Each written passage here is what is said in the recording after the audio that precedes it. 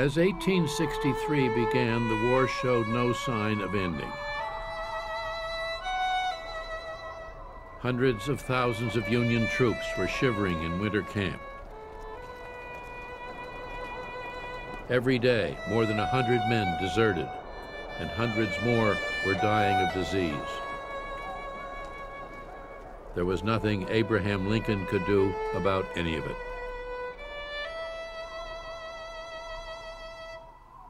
The Lincoln of 1863 was a badgered, harried, tired, and often desperately worried president. There was great criticism that he wasn't managing things well, and pretty much everybody had a feeling that he was incompetent. Open opposition to the war had begun to spread. Some in the North resented Lincoln's Emancipation Proclamation. They did not want to fight a war to free black slaves. Many blamed Lincoln personally for all the Union casualties. One newspaper called him an awful ass and a damn fool. A prominent Republican said that the president has hardly a friend here in Washington. If a national convention were held now to renominate him, he wouldn't get a vote. If there's a worse place than hell, I am in it.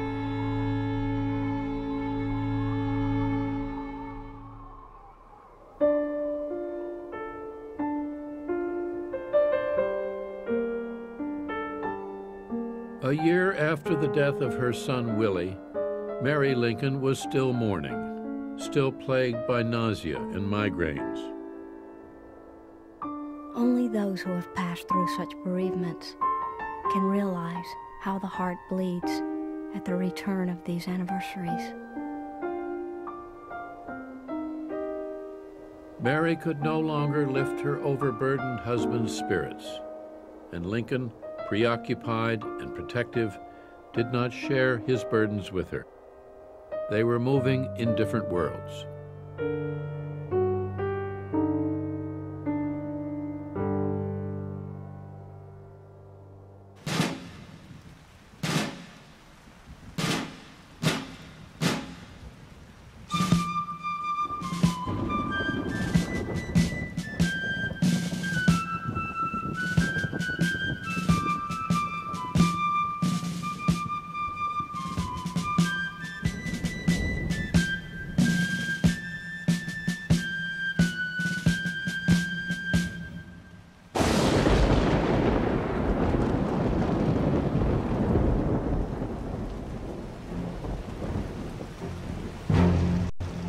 A spring rain turned roads to mud as the Union Army moved forward in Virginia.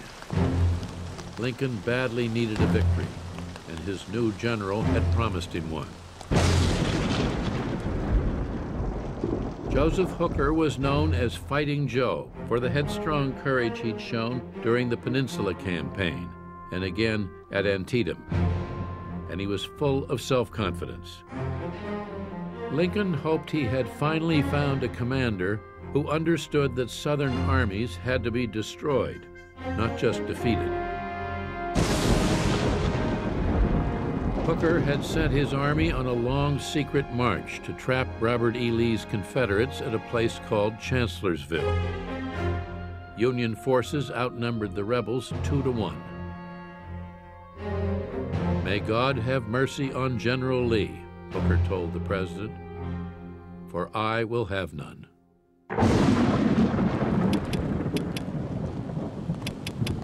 The battle began at midday on May 2nd. Lincoln sat by the telegraph waiting for news. With only a shadowy picture of what was happening on the battlefield, he wired the army, "Where is General Hooker?" For 4 days, he heard almost nothing. Finally, he got his answer.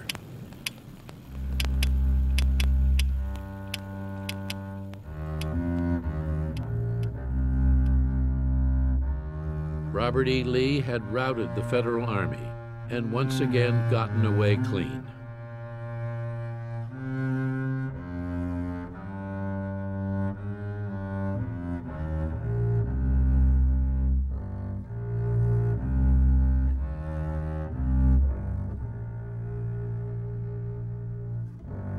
my God, Lincoln said, what will the country say?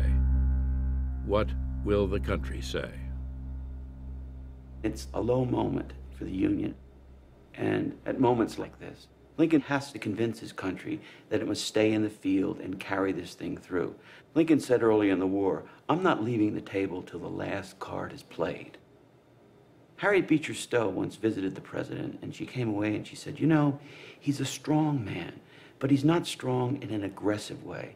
His strength is not like that of a cement buttress." She said, "His strength is that of a wire." She says, "A strong wire cable. And that wire cable gives and gives. There's Democratic pressure here and Southern pressure there and popular pressure here, but the wire holds."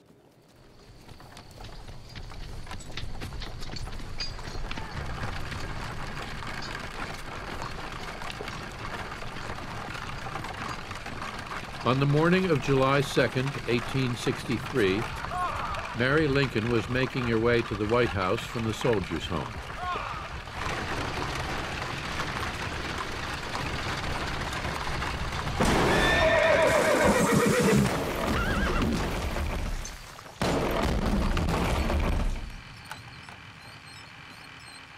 Somewhere along the way, the carriage turned over.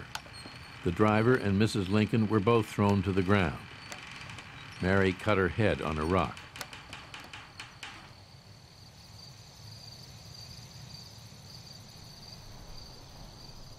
The wound soon became infected. A nurse had to stay with Mary round the clock for 3 weeks. She had always suffered from headaches. Now, she would never again be free of them. Later, a rumor spread that someone had unscrewed the driver's seat in hopes of killing the president.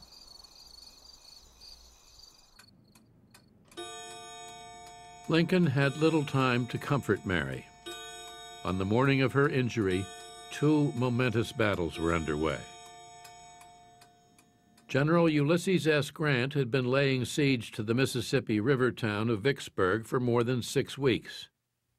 If Vicksburg fell, Federal troops would control the Mississippi, the South's most important waterway, and split the Confederacy in 2. At the same time, General Robert E. Lee had invaded the North again with an army of 75,000 men and confronted Union forces at a Pennsylvania town called Gettysburg. Lee believed that if he could win here, he could carry the war deeper into Union territory and pressure Lincoln to make peace. Lee's blood was up. He thought that this was a chance to strike the blow that he needed to win the Civil War. To stop Lee, Lincoln turned to still another commander, General George Gordon Meade. Meade was himself from Pennsylvania and could therefore be expected, Lincoln said, to fight well on his own dunghill. Meade's troops were well dug in and commanded the high ground. Lee's men would be hard put to move them.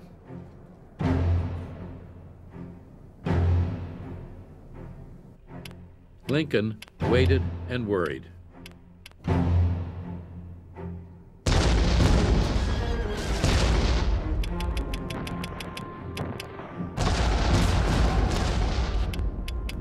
For 2 days, the Confederates threw themselves against the Union lines. Again and again, they nearly broke through. But in the end, Union soldiers managed to hurl them back. Then, at about 1 p.m. on July 3rd, Confederate artillery shells began raining down on the Union center. In the distance, Lee's army was assembling for one more massive assault.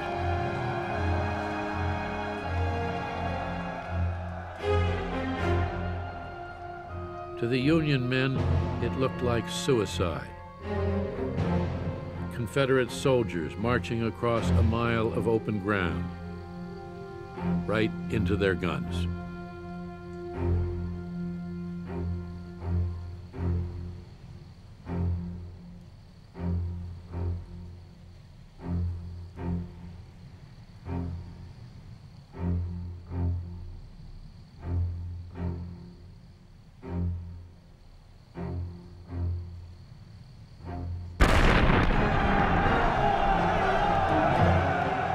fire blew them to pieces.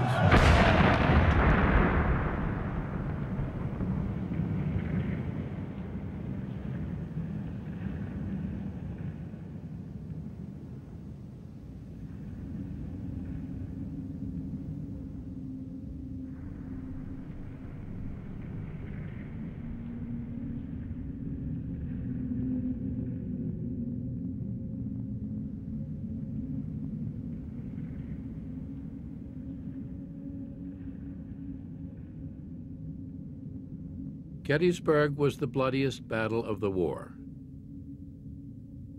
51,000 men on both sides were killed, wounded, or captured in just 3 days.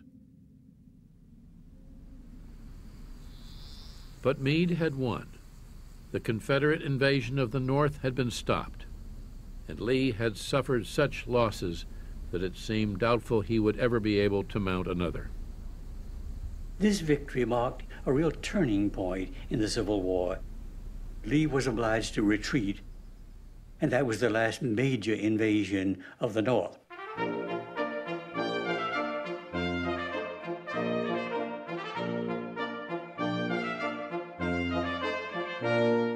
On the evening of July 4th, the White House was lit with candles in honor of the victory at Gettysburg, and Vicksburg had surrendered to Ulysses S. Grant that morning.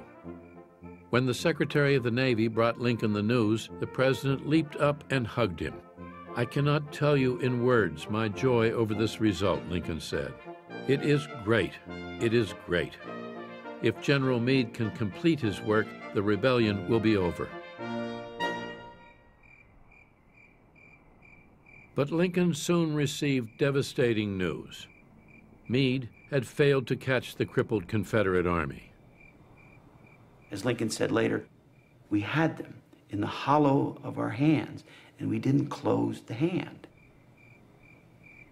That evening, Robert Lincoln dropped by the president's office. He found his father alone, his head resting on his desk. When Lincoln looked up, his eyes were filled with tears. If I had gone up there, I could have whipped them myself.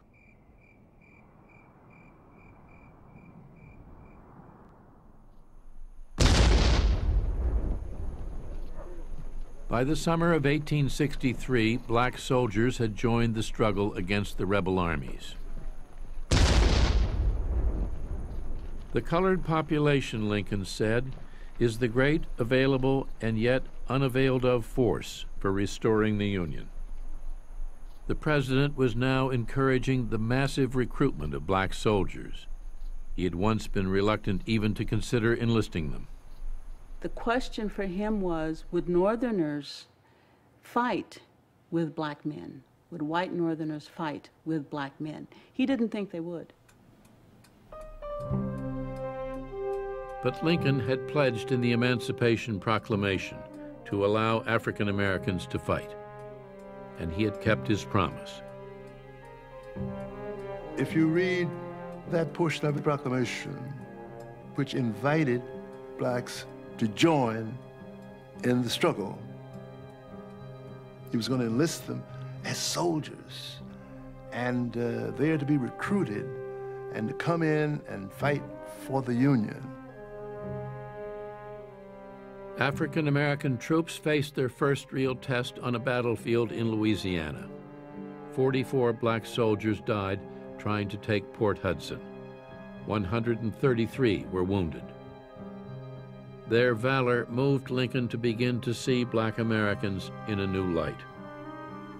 He realizes that African Americans will fight, and I think it creates a new respect for African American manhood that Lincoln really didn't have before. He also, however, was aware of white attitudes.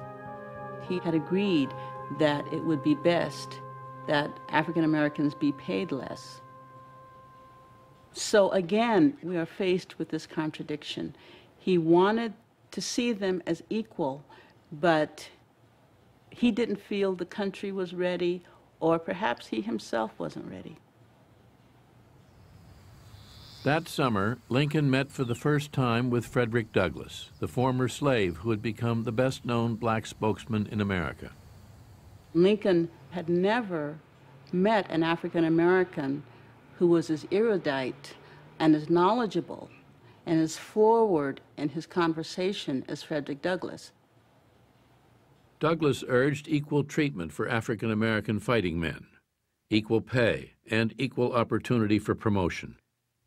Lincoln said he had to move with caution, that the enlistment of black soldiers was still a serious offense to popular prejudice. I was well satisfied with the man and with the educating tendency of the conflict, Douglass remembered, though I was not entirely satisfied by his views. Lincoln could not seem to satisfy anyone. Even some of Lincoln's supporters used terms like Lincoln has the nigger on his mind. They thought this war was all about bringing the country back together. Now it's become a war to liberate slaves. Meanwhile, Congress had passed a law calling for young men to be drafted. Americans are going to be drafted to accomplish something that they do not support, and that is emancipation. When you combine emancipation and conscription together, you get a very violent mix.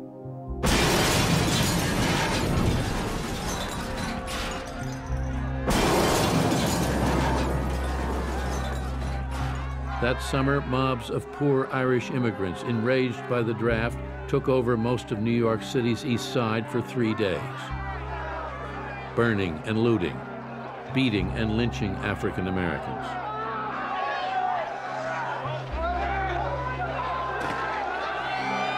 African Americans in New York City were incinerated. A black orphanage was burned to the ground. Policemen or anyone who tried to help them was also attacked. Irish immigrants don't want to fight to free black slaves who will challenge them for their jobs once they are freed.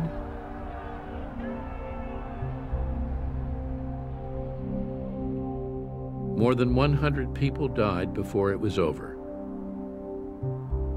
It had been the worst riot in the nation's history. 6 days after the riots began, 600 soldiers in the all-black Massachusetts 54th Regiment stormed Fort Wagner in Charleston Harbor. More than half were killed or wounded.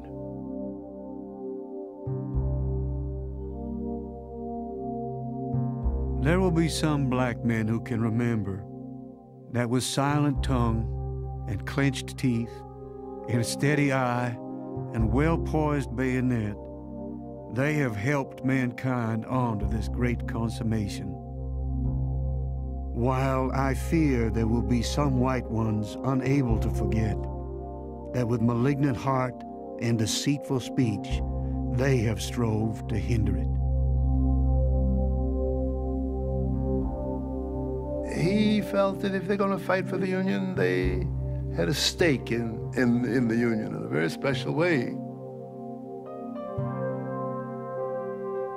And if blacks are going to be a part of the Union, then perhaps there are some things that they're entitled to, like privilege and opportunity, maybe equality, maybe the franchise, and that sort of thing. And I think those are the things which Lincoln began to think about almost immediately and seriously. He's inching along himself toward the notion that blacks can be citizens in every sense of the term.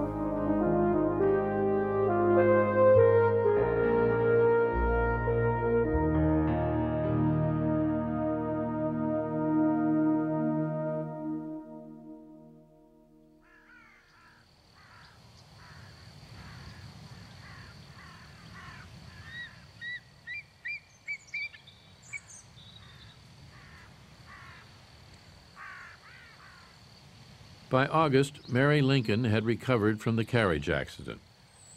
She traveled north with her 10-year-old son, Tad, away from the Washington heat and the fevers that accompanied it, to the White Mountains of New Hampshire. Lincoln sent her the latest news, from the battlefield and from the home front, too. August 8, 1863. My dear wife, all well as usual. Tell dear Tad poor Nanny Gold is lost and I am in distress about it. The day you left, Nanny was found resting herself and chewing her little cud in the middle of Tad's bed. But now she's gone. The weather continues dry and excessively warm here. But enough. Affectionately, A. Lincoln.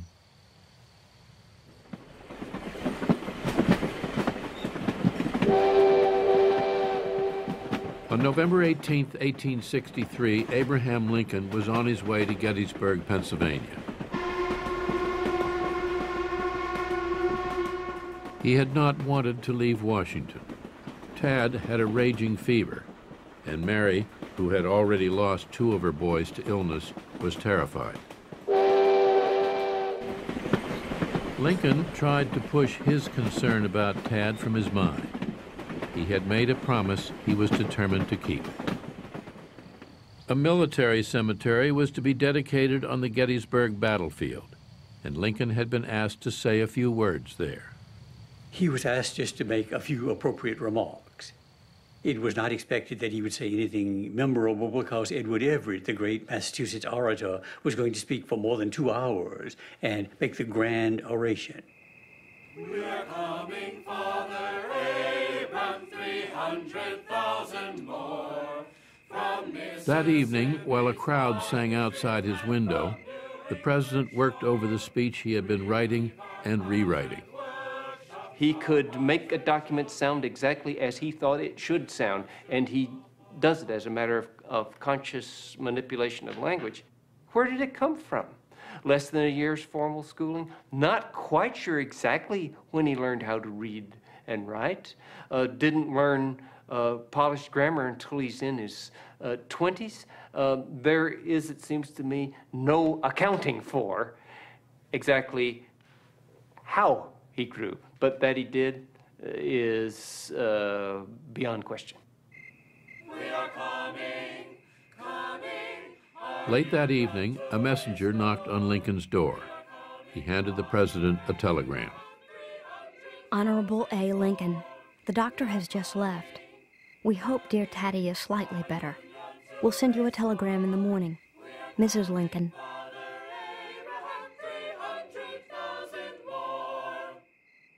The relieved president went to sleep.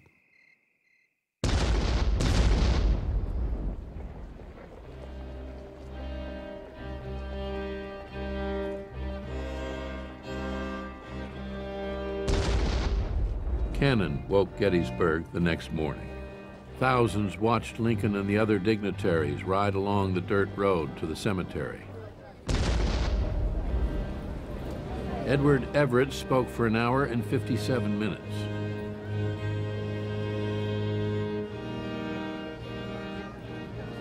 At 2 o'clock, Lincoln was introduced at last. He wanted to express in his own way the meaning of the sacrifices the Union men had made. The ground was still soggy from bodies that were buried underneath it. And he wanted to consecrate it in terms of the suffering and the death and the blood and what the goals of the war by that point had become, namely preserving the Union and human equality.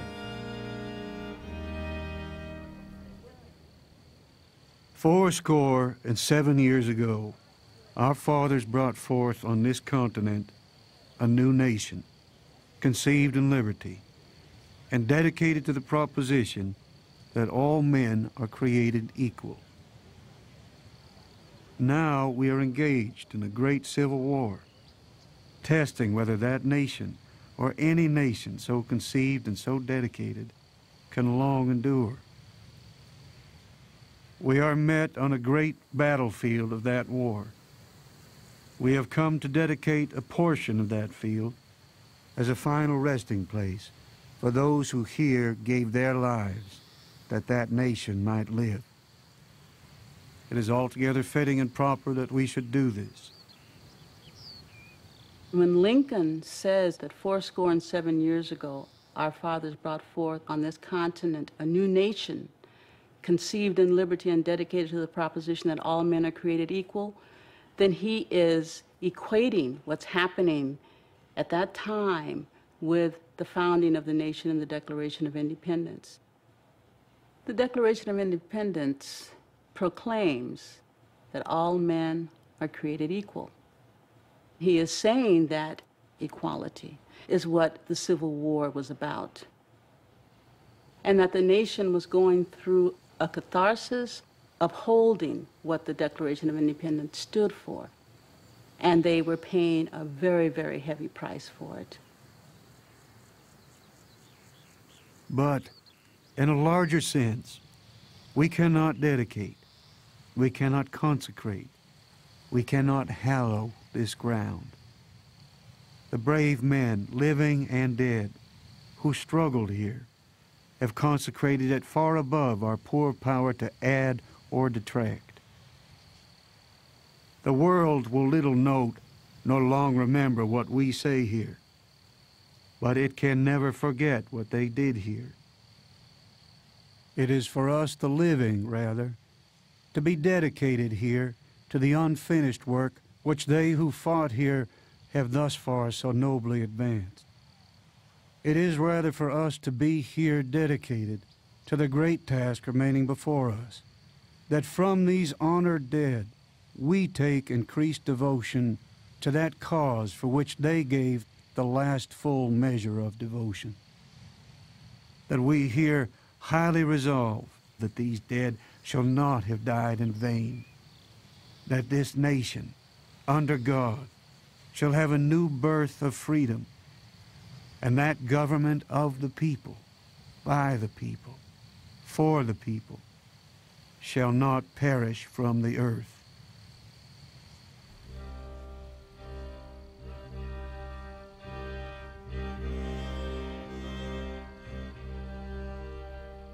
He had spoken for only 3 minutes, just 10 sentences, 272 words.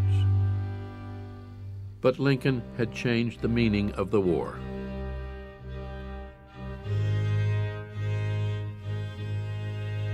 It was only after the war dragged on and on and on that he began to understand that the only way it would reach an end would be by having blood spent over and over again.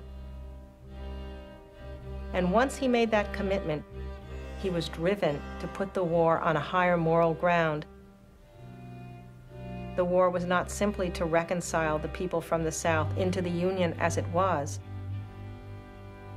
but rather, as he expressed at Gettysburg, it would be to create a wholly different, a new nation out of all the blood that had been spent.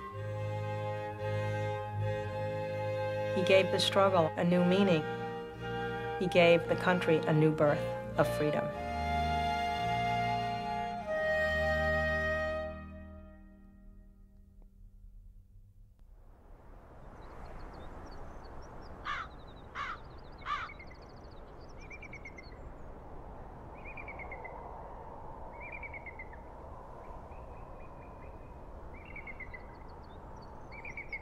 In early December, a beautiful young woman in black arrived at the White House with her 6-year-old daughter. She was Emily Todd Helm, Mary's younger half-sister, whose husband had been killed by Union fire just a few weeks earlier. She had tried to travel from her home in the Deep South to her mother in Kentucky, but Northern soldiers stopped her, insisting she take an oath of allegiance to the Union. Out of loyalty to the memory of her husband, she refused. Lincoln wired the officer in charge, "Send her to me."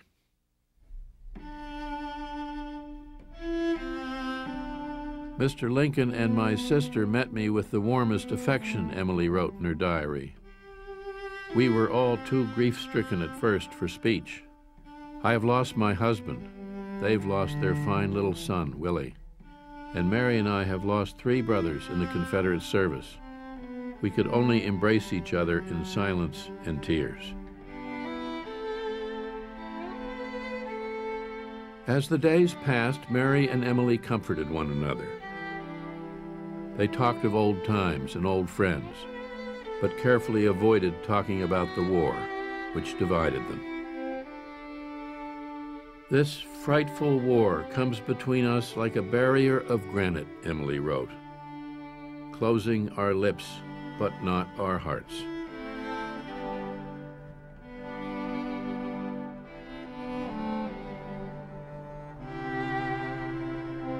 Emily soon noticed that Mary was behaving strangely. She seems very nervous and excitable, Emily wrote, and once or twice when I have come into the room suddenly, the frightened look in her eyes has appalled me.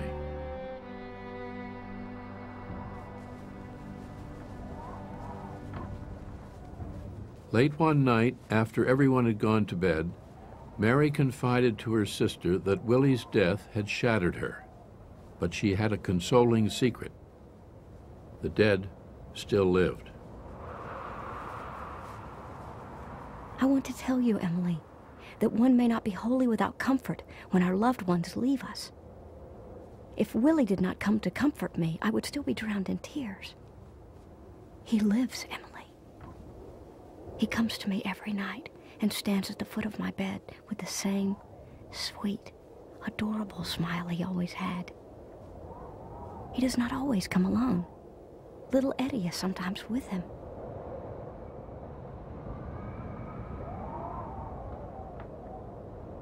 Sister Mary's eyes were wide and shining when she told me this, Emily wrote. It is unnatural and abnormal.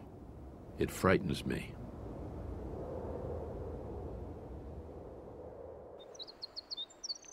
Lincoln convinced Emily to stay on as long as she could. He was frightened too.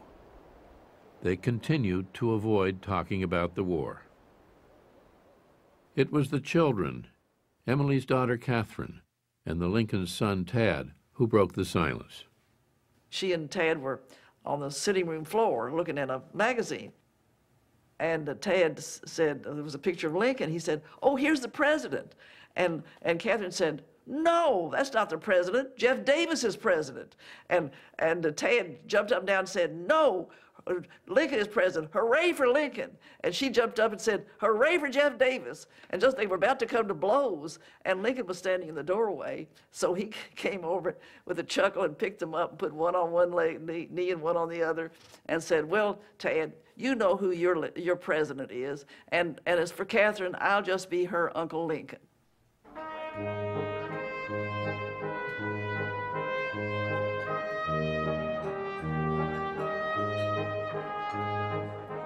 One night, Emily and the Lincolns were joined for dinner by General Dan Sickles and the blunt-speaking senator from New York, Ira Harris. Harris asked why, when the country was calling upon all its sons to defend the Union, 20-year-old Robert Lincoln was not in the Army. Mary said it was her fault. Robert wanted to go. The president had wanted him to go. She had insisted he stay in college. Harris had just one son, and he was in the Army, he said, turning to Emily. But if he had 20 sons, he would want them all fighting rebels. And if I had 20 sons, Emily shot back, they should all be opposing yours. General Sickles, who had lost a leg at Gettysburg, told the president he should not have that rebel in his house. Excuse me, General Sickles. My wife and I are in the habit of choosing our own guests.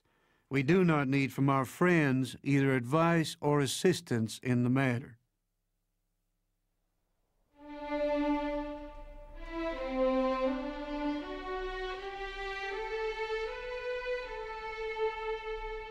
The tragedy of the Civil War was being played out in the Lincolns' own home.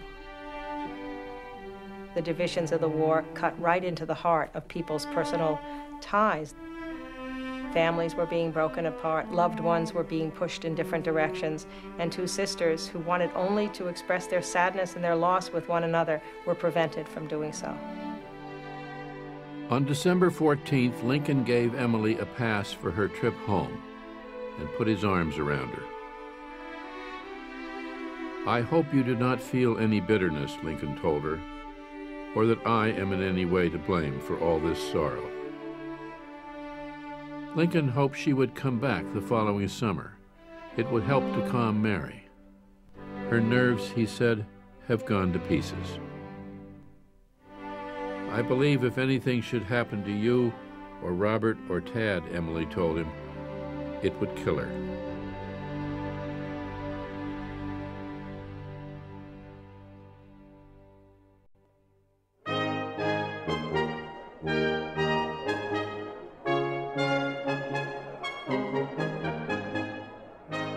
On March 8, 1864, the Lincolns were holding a reception in the East Room. General U.S. Grant arrived late. He had never met the president before, never even been to Washington. "Why, here is General Grant," Lincoln said. "This is a great pleasure, I assure you." The next day, Lincoln made Grant a lieutenant general, the first man since George Washington to hold that rank, and put him in charge of all the Union armies. Grant had won important victories in the West, had taken Vicksburg, and everywhere he had shown a willingness to fight and keep fighting. But there were rumors that he drank too much and was too careless with the lives of his men. Lincoln paid no attention. The president hoped he had at last found the commander he'd been looking for since the war began. Lincoln recognized that war brought out the bulldog in Grant. It brought out the tenacity. It brought out that aggression that was needed to command the Northern armies to victory in this war. Grant proposed an all-out assault on the Confederacy. Several Union armies moving simultaneously to destroy the rebel forces. "I wish to express my entire satisfaction with your plans, so far as I can understand them. The particulars I neither know nor seek to know." Grant's ideas about fighting the war were Lincoln's. As the war went on, Lincoln more and more realized that you can't just wait for Southern Unionists to bring the states back in the Union. You can't just have one battle and call it over. You can't just maneuver and play games of strategy. You simply must bludgeon the Confederacy into surrender.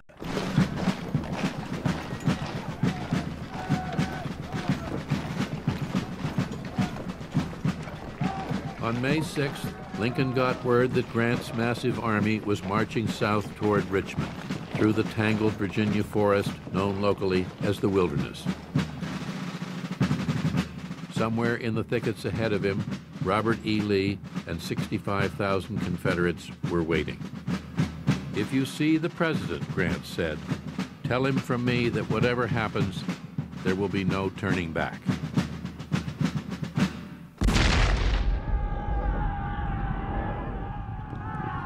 There was no turning back. The 7 weeks of fighting that followed were some of the most savage ever seen.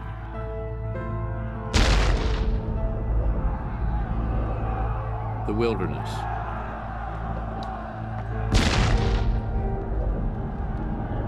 Spotsylvania.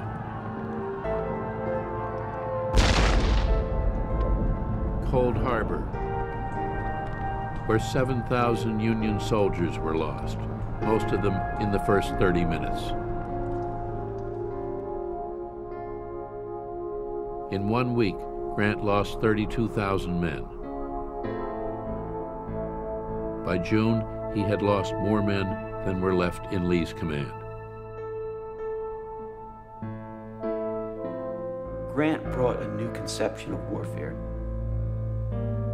He stayed on Robert E. Lee's tail. He gets in close, like a boxer, like a body puncher. He's carrying out Lincoln's wishes. Lincoln said, wherever Lee goes, you go. All along, the North possessed the resources to bring this war to closure. What they lacked was the will to do it and the persons to execute the will. I think Lincoln had the will, and he found in someone like Grant the person who was able to execute the plan.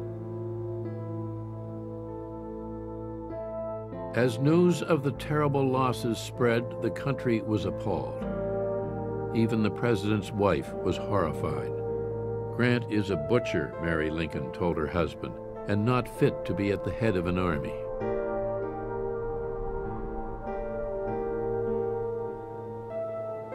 Day after day, week after week, the casualties mount and mount and mount.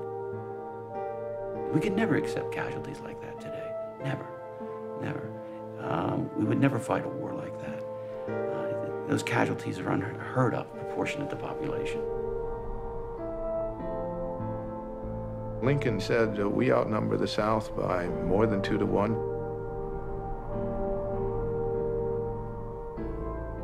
Even if we suffer 2 casualties to their 1, in the end, there'll be more of us left than them. The president could not sleep. He paced the White House corridors, dark rings beneath his eyes. I feel, he confided to a friend, as though I shall never be glad anymore.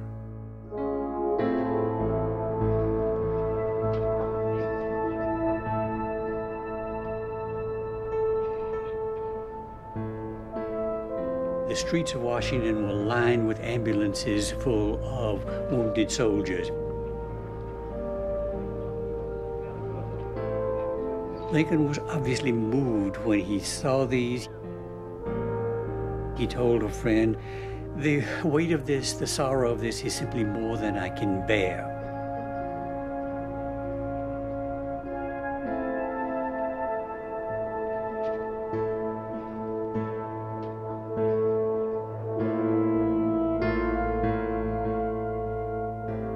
You look at Lincoln's photographs from this time, the forward brow, those tremendous lines down his face,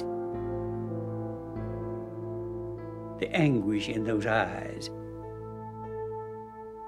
It was not easy for him. It had a tremendous cost, but Lincoln accompanied his tenderness with a desperate ferocity about ends. The end here could only be done by force. Lincoln called for 300,000 more men to bring this thing to an end.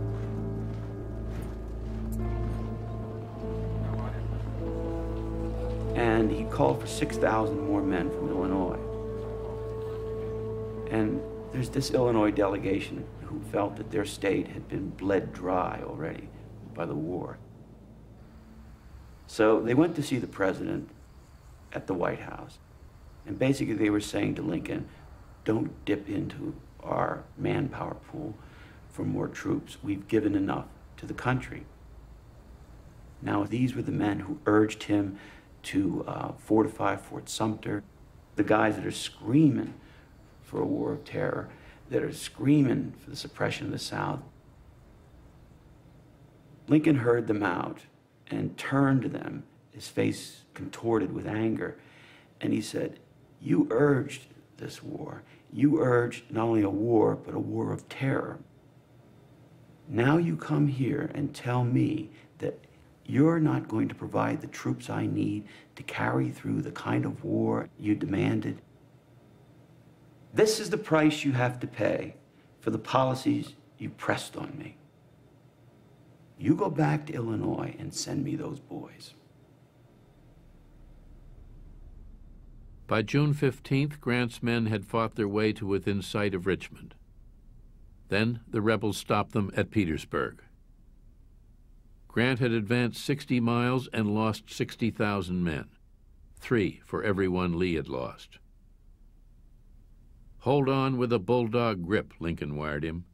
Chew and choke as much as possible.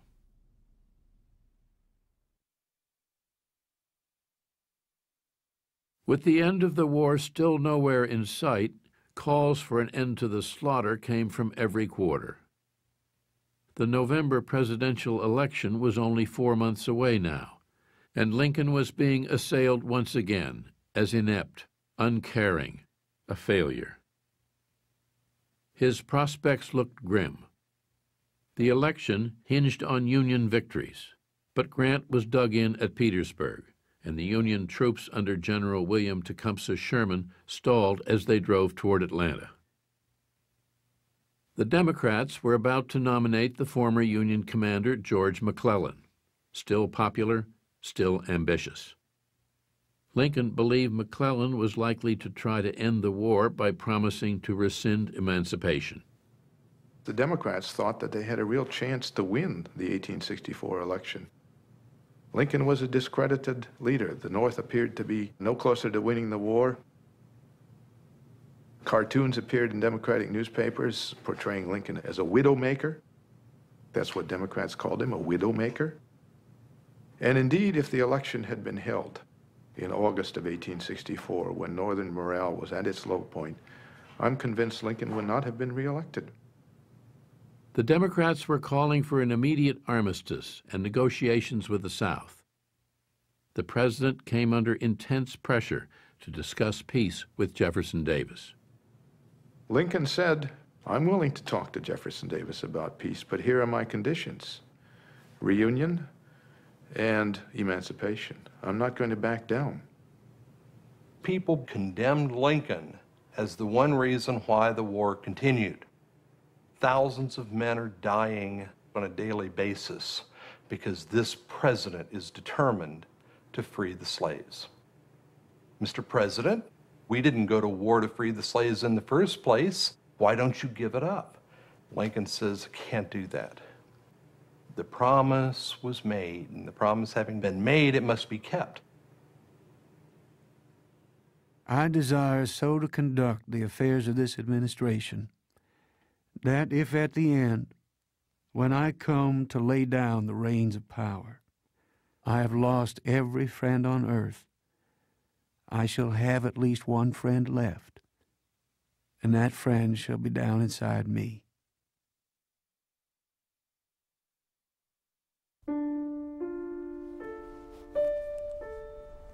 Late one evening that summer, Mary Lincoln and Elizabeth Keckley, the seamstress who had become her confidant, sat together in Mary's room. The First Lady asked Mrs. Keckley if she thought Lincoln would be reelected. Mrs. Keckley said that, despite everything, she did. Mrs. Lincoln seemed relieved. If he should be defeated, I do not know what would become of us all. To me, there is more at stake in this election than he dreams of. She had a terrible secret, she confessed. She had once again plunged herself thousands of dollars into debt. If my husband knew that I was involved to the extent that I am, the knowledge would drive him mad. If he is reelected, I can keep him in ignorance of my affairs. But if he is defeated, then the bills will be sent in, and he will know all.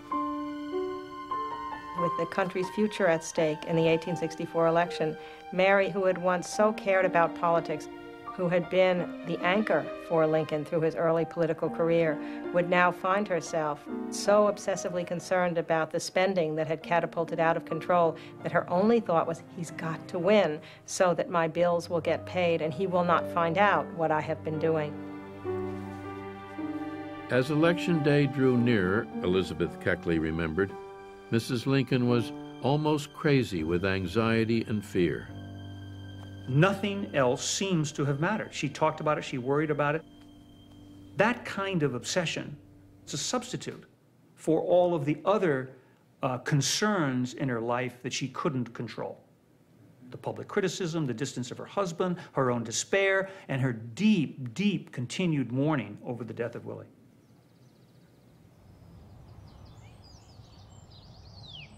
On August 19th, Lincoln asked Frederick Douglass to come back to see him at the White House. He wanted Douglass to recruit black men for a daring secret mission, to make their way into the deepest South and encourage African Americans still enslaved to escape to the Union side before Election Day. Lincoln was afraid that if he lost the presidency, slavery's grip would be reestablished in the South, and he wanted to get as many slaves to freedom as he possibly could. To Frederick Douglass, this proved that Lincoln's concern for slaves was far more than mere politics. Douglass now saw Lincoln as the black man's president. He was the only president who had ever held audiences with African Americans, who had ever brought them in to tell them of his ideas. So he's the first president who recognizes African Americans as a people and as part of America. In Lincoln's company, Douglass wrote, "I was never in any way reminded of my humble origin or of my unpopular color." Lincoln was not only a great president, but a great man.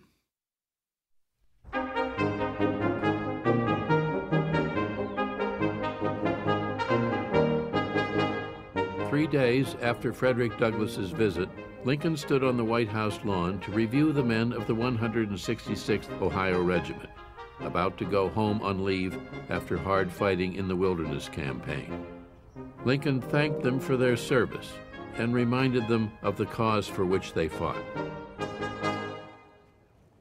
It is not merely for today, but for all time to come, that we should perpetuate for our children's children this great and free government, which we have enjoyed all our lives.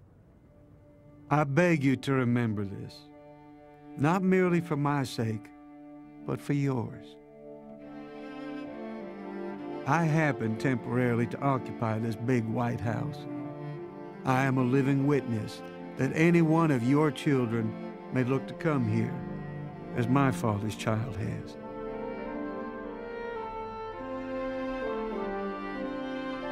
But that August, it seemed unlikely that Thomas Lincoln's son would continue to occupy the White House for long. "I'm going to be beaten," Lincoln told a friend, "and unless some great change takes place, badly beaten." Lincoln believes he is going to lose this election. And if Lincoln loses that election, the South wins its independence. I think the future of the nation was at stake. This was the most important election in American history. After more than 3 years of bloodshed, the great issues of slavery and secession still hung in the balance.